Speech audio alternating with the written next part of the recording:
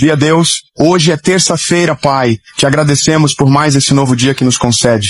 Agradecemos, Pai, pelas nossas vidas, pela saúde, pela força e por sempre estar conosco. Te pedimos, Pai, que abençoe a vida da nossa família, a vida dos nossos amigos e de todos ao nosso redor.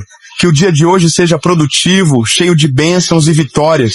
Mas antes de tudo, que sejamos gratos por tudo o que temos.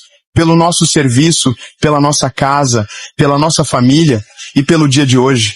Pai, te pedimos também que nos guarde de todo o mal do inimigo que está a todo momento querendo nos derrubar. Mas sabemos que o Senhor está conosco a todo instante e o inimigo não tem vez.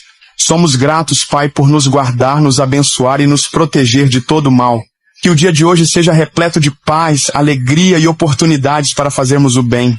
Nos dê sabedoria para lidar com os desafios e força para continuar caminhando com fé. Que possamos ser luz na vida das pessoas ao nosso redor e refletir o Teu amor em cada atitude. Amém.